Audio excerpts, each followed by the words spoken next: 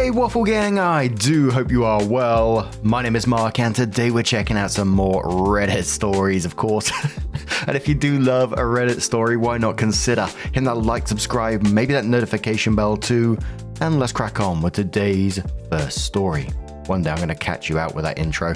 Today's first story is coming from Call Me Destinova42 from the EntitledPeople subreddit. And yes, it has updates too. It's titled, I finally told my father's infantilizing friend that I hate him.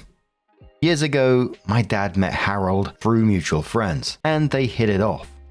I was 18 and in college when I met him, and we never had a close relationship. However, he always seemed to think of himself as a family friend, and was always extremely infantilizing and condescending towards me. Every time I saw him, I tried to tell myself it wasn't that bad, only for him to prove me wrong less than a minute later. Harold would disrespect my boundaries, say things like, "You're not 19, you're a baby," while I was talking to other people, and patronize me, my education, or my hobbies whenever he had the chance. He always noticed that annoyed me, to which he'd playfully ask if I hated him. I always said no, but only for my father's sake. The final straw came the day Harold interrupted a barbecue to say, "I really like you, even though you're an impolite brat." I was 20 years old. I'd been quiet all day, working on a paper during the barbecue, but replied patiently and politely whenever anyone addressed me. And even if that hadn't been the case, I knew he didn't have the right to talk to me like that. After that, I started making an effort to avoid any events I knew he'd be attending. Yesterday was my father's girlfriend's birthday. They threw a small lunch party at my dad's apartment. I went there with my fiance and our 6-month-old son. Harold was there. I hadn't seen him in months, but he still talked to me as if I was a dumb child. Never mind that I'm engaged, a mother, and 26 years old. I spent the whole party ignoring his helpful advice about me being too young to get married or be a mum.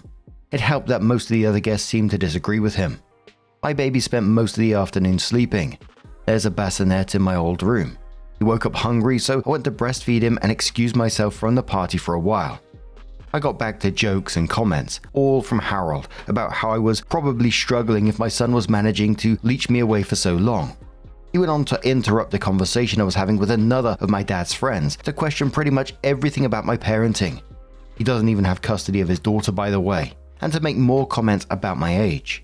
I decided I couldn't take it anymore after he asked if I thought about giving up my baby for adoption. I got my son and told my fiance we were leaving. We said goodbye to everyone except Harold. When we got to the door, Harold came to ask me why we were leaving. I tried to make up an excuse, but he kept trying to make us stay. After a small back and forth, he jokingly asked if I hated him, and this time I said, "Yes, I do. Can we go now?" He didn't say anything, and we left. On the way home, my fiance said he was proud of me. My father called this morning to say the opposite, and we had a small fight, but ultimately decided to drop the subject. I'm sure this isn't over, but if it keeps going, it won't be because of me. This is far from my proudest moment, and a small part of me regrets it, but I'm done with that guy. Edit, Jesus Christ Superstar. That's a lot of comments. To answer some common questions. I don't think Harold is in love with me. Harold didn't tell me to give up my son. He asked if I thought of doing so when I got pregnant. It was still an awful question, especially since he interrupted a conversation I was having with someone else, my dad's girlfriend's pregnant friend, who was asking about my own pregnancy and delivery to ask it. I don't like making a big deal out of things unless necessary. If I'm uncomfortable, I leave. If I don't like someone, I avoid them. It's usually less stressful. The fight between me and my father ended when I told him about the adoption comment. I don't think he gets that's not the only reason I left, but it was definitely what broke the camel's back. I really don't need my father to stop being friends with Harold. He's a grown man capable of making his own crappy decisions. I never told my dad I hated Harold because I never thought I had to like him in the first place. He's my father's friend, not mine, and I've been distancing myself from Harold since I was 20, meaning I haven't seen him much in the last 6 years. My fiance was on the other side of the room and wasn't listening to Harold's comments. I filled him in when we got to the car. He's 100% on my side. I think there isn't much to say on this one apart from Harold is a bloody arsehole and has been consistently disrespectful for years. I mean, infantilizing her, publicly undermining her, totally inappropriate comments, questioning her parenting and adoption and all this kind of stuff. So absolutely not, you're not wrong for blowing up at all, and I'm shocked your dad didn't step in and kick his ass out sooner, but he's clearly watched this dynamic for years and still expects OP to just absorb it, which, is just shitty ass parenting. So basically, fuck Harold, but commenter says, does your dad know this friend suggested you putting up dad's grandchild up for adoption? If not, I'll bring it up with the two of them together at your earliest convenience. OP says it was one of the first things I told him on the phone. It was also part of what ended the fight.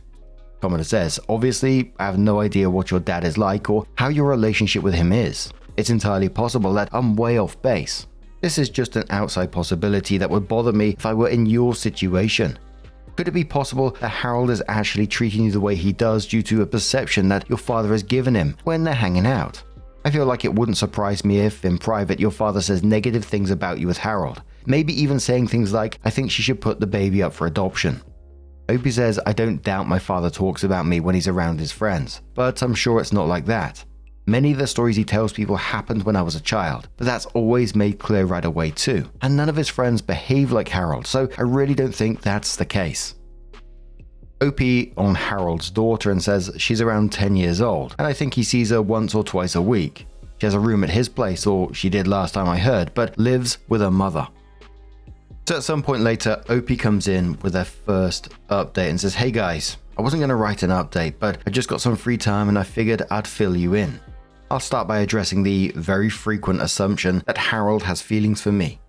I really don't think that's the case. His comments always come out as annoying and condescending, but never sexual. But I will say that your comments scared the shit out of me, and the fact that the general consensus was fuck Harold was weirdly heartwarming. I also want to add that, while I did regret what I said a little bit, I never doubted I'd done the right thing. I think most of my regret came from the fact that my 8 years of keeping the peace were over. It took some time for the relief to sink in. Truth be told, I've been wanting to do this since the barbecue incident, which was when I went from, I don't like that guy to, I can't stand that guy. My father called Harold the day after I made my previous post. When confronted about the adoption comment, he tried to twist it as him being genuinely concerned about me being a mum so soon, and that he didn't think I knew what I was doing. He did apologize to my father. I don't buy any of that. The next day, my dad told me about the call. He said I should forgive Harold for what he thought was an honest misunderstanding. He also told me I should apologize too, since I'd overreacted by telling Harold I hated him for such a small reason. Many of Harold's past comments were made with my father close by.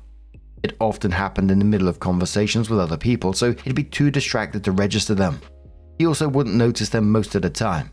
My dad doesn't pay enough attention to anything that doesn't either concern or anger him, and he'll most likely forget it until he gets angry at something else later anyway. He's like a meth head goldfish. We also have different definitions of what's offensive, so he'd never think they were a big deal. I told my father I wasn't exaggerating when I said I hated Harold, and that the adoption comment was far from being the only reason. I listed most of the condescending treatment and comments I could remember, including the ones from the party. He didn't remember any of them. I made it very clear that I'd hated Harold for years prior to the party, and that I had nothing to apologize for. I then stated that I'm no longer coming to any events Harold is invited to.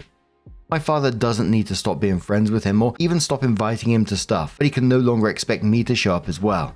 I will ask him beforehand, and if he lies, I'll leave. My father called me dramatic, but I pointed out that I've been avoiding Harold for 6 years now and no one even noticed, so it clearly wasn't a problem. I've only seen him a handful of times since the barbecue incident, and only twice more for a few minutes. A lunch party last week and another party back when I was pregnant. It obviously didn't ruin my father's life. I'm not obliged to like his friends any more than he is to like mine. There was some back and forth, but he agreed to my terms. We spoke yesterday about something else and he mentioned Harold was upset. I ignored that. I'm not going no contact with my father.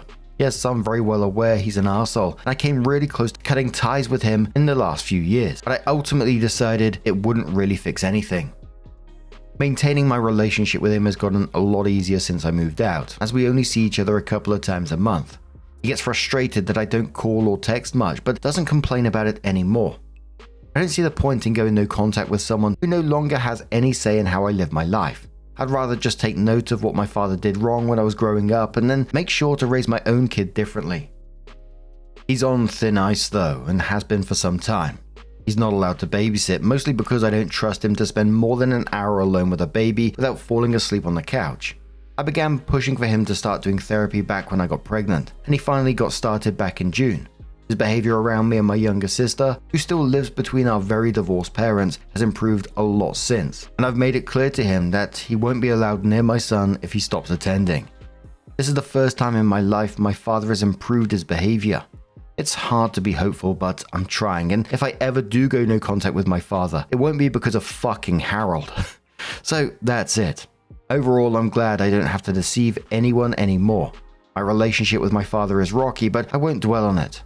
My main responsibilities are my son, my fiance, and my job, and that's not changing anytime soon.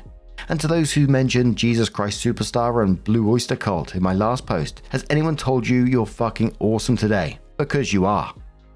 So it was over a year later that OP came in with their final update and said, "Hey guys, wow, I can't believe it's been over a year since I last posted about this.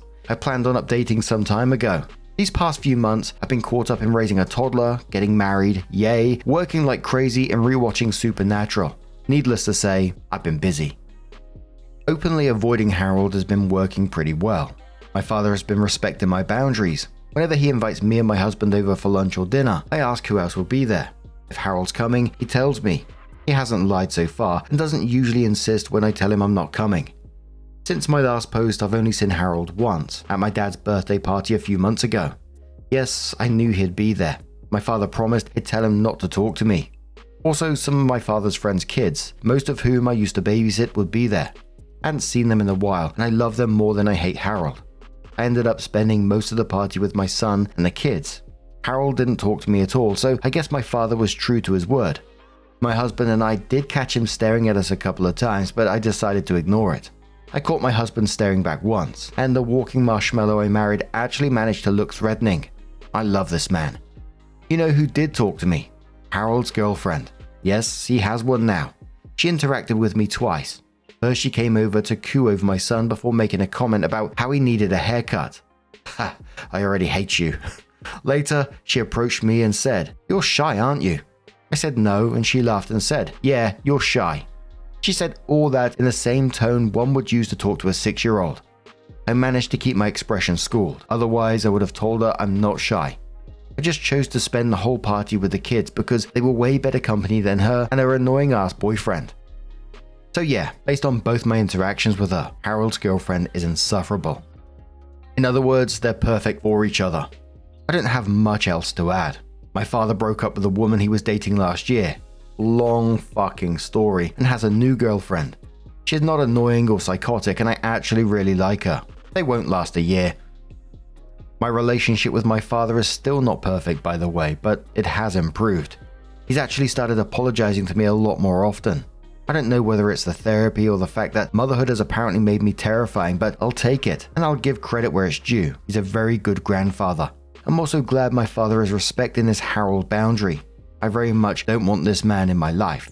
Honestly, I'm pretty satisfied right now. My little boy is thriving. Part of me really misses the baby times, but I grow prouder and prouder every day. Getting to know my kid has been fantastic. Zelda username says to this story, "One of my dad's friends once told me that my nose piercing made me very unattractive. I told him that he wasn't exactly my demographic. Dad overheard it and roared with laughter. I never saw the man again, which I thought was telling." Bloody good on you. I absolutely love it when people like that get called out. But a lot of people still were suspecting that Harold had some kind of feelings for OP, negging her this whole time. But what do you guys make of this situation? Let us know your thoughts down in the comments below. And let's move on to another story. Now, we're sticking with the Entitled People subreddit. This one's from Sugar Drenched, who says, "My husband's co-worker expected me to film her wedding for free, then dragged my name through his office when I refused. I'm a 29 female videographer. I do weddings, small events, and promo videos for local businesses. My husband, 34, works at an architecture firm, and one of his co-workers, I'll call her Rachel, got married last month, Saturday, September 28th. Rachel told me about her wedding early last month. We met each other at an office barbecue my husband's firm was hosting. She came over very friendly and said, "Oh my god, I just found you do wedding videos. You have to do mine. It'd be so nice to have someone I already know behind the camera." I smiled and told her sure, I'd love to send her my rate sheet. My prices are normal for the area. $1,800 for a full day, shoot, editing, and a highlight reel. She smiled, said she'd check it out, and that was it. A week later, she texted me saying, "Wait, I thought since we're basically family through your husband's job, you'd give me a friend discount or maybe do it as a gift." I told her nicely that I don't mix personal or work connections with free jobs. I've seen how messy that gets, especially with people connected to my husband's office. She read it and didn't reply. Days passed and my husband came home from work looking uncomfortable. He said, "Hey, just a heads up that Rachel's been telling people that you're doing a wedding video." I was stunned because he knew I hadn't agreed to anything. I texted her asking why she'd say that, and she replied, "Oh, I just assumed you'd change your mind. I've been so stressed I figured you'd understand." I told her clearly that I wasn't available that weekend and had already booked another client. She just said, "Okay, but I really hope you reconsider." The wedding day on the last Saturday of September 28th at 7:10 a.m. My phone started ringing non-stop. It was Rachel. When I finally picked up, she was crying and yelling that her videographer had cancelled at the last minute and she needed me to come through for her. I told her I had another client and couldn't just abandon them. She completely lost it, accusing me of being heartless and ungrateful after she'd always been so nice to me and my husband. I told her this was exactly why I don't mix work and personal connections, and I hung up. I blocked the number right after. My husband did end up going to the wedding for a few hours since it was a co-worker event, and he didn't want to make things more awkward at work. He said it was tense and Rachel barely acknowledged him. This past week, HR called my husband into a meeting. Turns out Rachel emailed them claiming I had agreed to film her wedding and then backed out last minute, causing her to lose precious memories. She even implied that I was somehow representing his firm because we are married. My husband had to explain the whole story to HR, and thankfully they believed him, but it was still embarrassing for both of us. It's still shocking that Rachel didn't stop at that. She made a Facebook post that night complaining about unprofessional videographers and tagged my business page. I had to contact Facebook to get it removed. Apparently people in my husband's office are acting weird around him, like I'm the stuck-up wife who refused to help. I've worked hard to build my name and reputation, and I'm furious that someone's entitlement could threaten that, all because she didn't want to pay for a service. Some people really think knowing someone equals owing them. OP was really stuck in this situation because Rachel decided regardless she was getting a free videographer no matter what happens, and then sort of worked backward from there. And the moment that OP didn't immediately say yes, Rachel didn't adjust, she just sort of tried to force her into it. There's no way OP could have any control over this. Telling people that it was already happening, calling in a panic on the wedding day itself, and then going to HR on Facebook when it didn't work. And she actually tried to damage OP's reputation and drag her husband's workplace into it as well. So I kind of wonder if any legal stuff, again, I don't really know about all the kind of legal stuff, but it does sound like defamation to me, so I wonder if she could go down that route. A commenter said to OP, "If I was your husband, I would file a complaint with HR about Rachel's harassment. It is as simple as that." OP says he's done that already, and HR has warned her to stop any further actions regarding the matter or to be handed over to a legal counsel, court, which she'll definitely be penalized. Commenter says, "File a suit for defamation. Did you screenshot the review on Facebook?" OP says, "Yeah, but my husband said I should keep it safe for now, in case the matter escalates, since the matter is still under the HR custody." A commenter says, "Did she really have her own videographer that cancelled last minute, or was that just another manipulation ploy to force you to do it for free? Keep all your proof of conversations between you and her, and if things don't settle down for you and your husband's workplace, then take appropriate actions to shut that entitled arsehole down." OP says she's just a confused soul trying to make sense of a world that never made sense to her. Proof are intact. So then OP comes in with her update and says, "Hey everyone, I posted a while back about my husband's co-worker, Rachel, who expected me to film her wedding for free, then dragged my name through his office and even HR when I refused.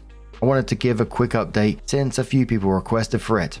So Rachel actually apologized. Apparently, after HR looked into everything and my husband explained the full story with messages to back it up, it made it clear that she had crossed some serious line. This morning, she sent my husband an email owning up to it. She said she realized that she'd been unprofessional, that she made assumptions, and that she should have never told anyone I was filming her wedding before I'd agreed. She'd also admitted that posting about my business on Facebook was out of line, and she had taken it down. She told my husband she had clarified things with a few co-workers who'd heard her side of the story too. Honestly, I didn't expect her to apologize at all, so that was surprising. I'm still not thrilled about the damage control we had to do, but I appreciate that she at least took responsibility instead of doubling down. Hopefully, this is the end of it. Thanks again to everyone who backed me up in the original post. You all made me feel so much less crazy about standing my ground. Someone says to OP, someone probably explained to her that she could be sued for defamation. OP says, I think so. She just came back to her senses. Commenter says, I would get your husband to ask a couple of colleagues if she actually did clarify the situation with them as she claimed she did. After all, she did lie wildly in the first place. Why would anyone trust her when she says she's rectified things at work? Great if she did actually take responsibility. No harm in making sure. Trust, but verify. And a commenter says people have a great capacity of lying to themselves. It took HR's pressure for her to step back and get a clear look at herself. And I kind of feel like she's just trying to save face here. She doesn't want to be sued. She doesn't want any of that kind of stuff. So she's just saying sorry because she has to. This might be a bit out of line me saying this, but I feel like people like that with that kind of entitlement don't just change on a whim like that. They only change because they might be getting themselves in trouble. What do you guys think of this one? Absolutely wild ass entitlement on your wedding day, phoning up and saying, I need you here. Oh man. Let us know your thoughts down in the comments below. Let's move on to another story. Our next story is also from the Entitled People subreddit from Vizance. Doesn't have an update, but it sounds like a fun one. It's titled, Entitled Client Learns That Professionals Can in Fact Walk Away. I work as an engineer. I do some consulting on the side, but typically only for people I know and as a favor.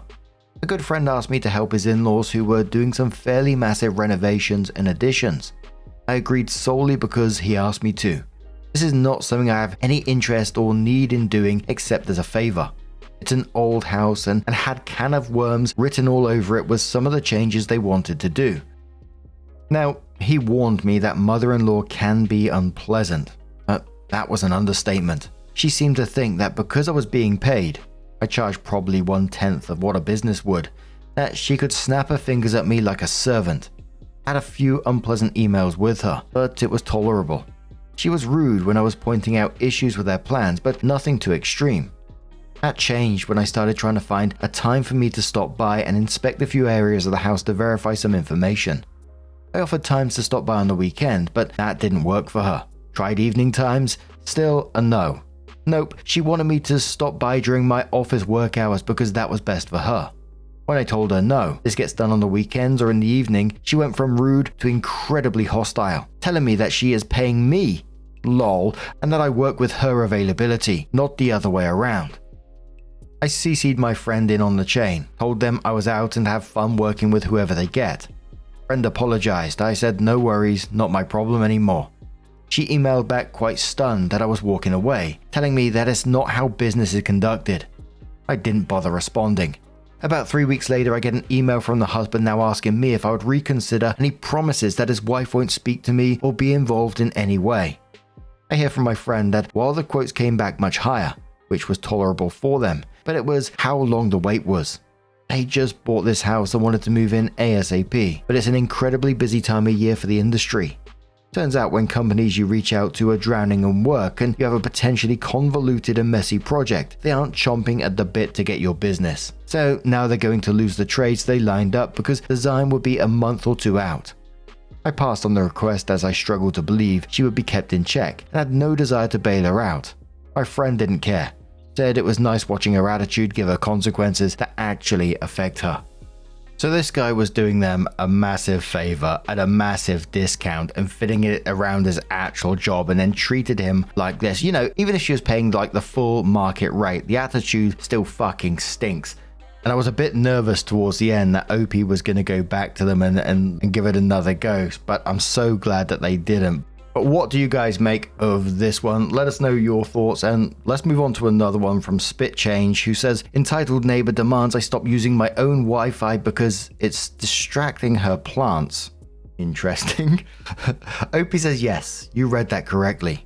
I live in a townhouse complex with paper-thin walls and a whole bunch of colorful personalities.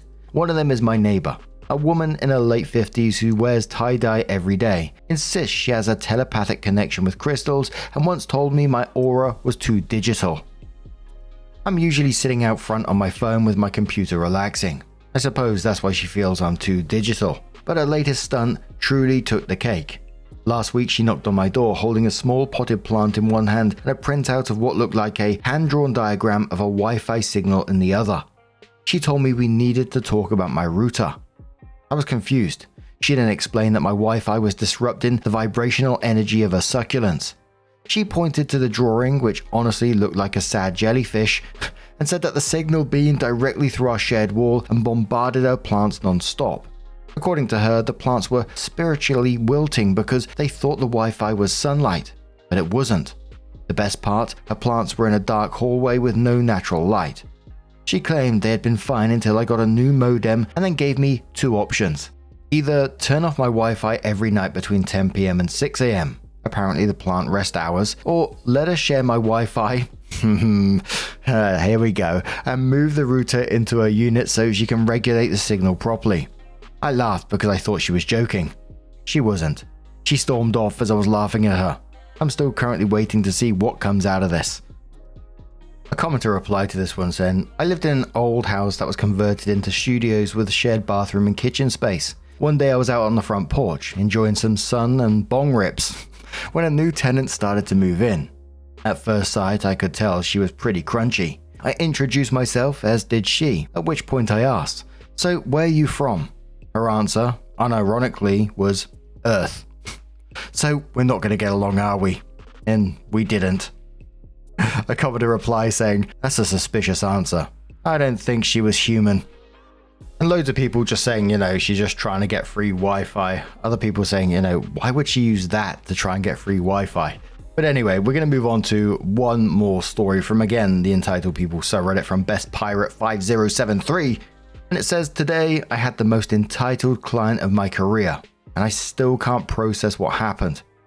Earlier today, I had a new client book me for a mobile massage. I've never worked on this woman, possibly in her early 30s before, so because of that, I make sure to go through all expectations well before the massage and ensure that my client gets every bit of what they are paying for. So we did just that. We chatted for about 5 minutes before we got started, and she was really kind. She went into detail about exactly what she wanted, and she asked for a 1.5 hour massage, told me exactly what areas to focus on. She had 0 areas to avoid pain points and had reported no pain, so all was golden as far as I could tell. So we finalize everything and start the massage. As we are going, I make it a point every 15 to 30 minutes to check in and ask questions to ensure everything was exactly what she wanted. Every time I asked, she enthusiastically said it was perfect and that she was super relaxed, so we kept going. Now, once her 1.5 hours hit, I decided to take an additional 15 minutes to give her a scalp massage, hot towel, and even hot stones. Again, this is after the massage. This is just something I've always added on for my clients as a thank you. And again, I made all of this very clear that this was free and on me. As we're wrapping up, I'm putting up all my stuff and getting ready to have her get up and change. She suddenly says to me, wait, was that a deep tissue massage? I wanted a relaxing massage. The pressure was too hard for me. I politely replied, oh no, that's what we agreed upon. I asked you about pressure along the way and you said it was perfect. Did I miss something? She then sits up, looks at me and says, no, so I definitely am not tipping you at all for something I didn't even want. That is not what I asked for. If you were a good massage therapist, you'd give me more time and make sure I'm taken care of. And when I tell you how fast I told her to get her ass off my table, pay me and lose my number. Bloody hell, what an absolute moron. But what I don't get is that she's asking for additional time, an additional massage or whatever. Would you want a massage from an angry massage therapist? I'm not saying that OP would do anything, but just having someone that absolutely fuming giving you a massage, that doesn't sound like a relaxing experience to me. I gotta tell you, I do enjoy Entitled People stories because it just reminds me they are out there. They're out there somewhere. Probably happening right now. I hadn't had the chance to tell this yet, but probably about a year or so ago, I was out with some friends and afterwards we went to a takeaway shop, and whilst we ordered our food and was waiting for it to be cooked, one of the staff members there that my friend who knows quite well had received a call that there was a family emergency, and apparently one of the family members had passed away.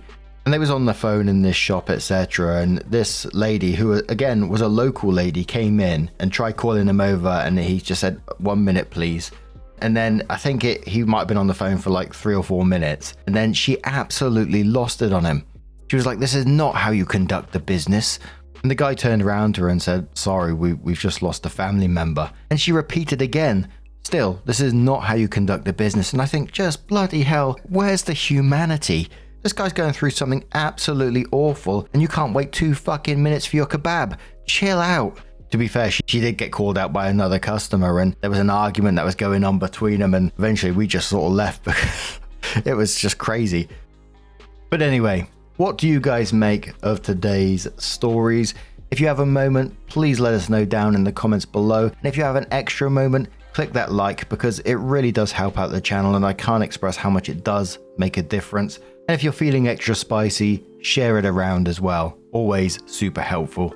Thank you so much once again for being here today. Your love, your support, your time, it always means the absolute world to me. So thank you so much for being here, and hopefully I'm going to see you in the next one. Take care and much love.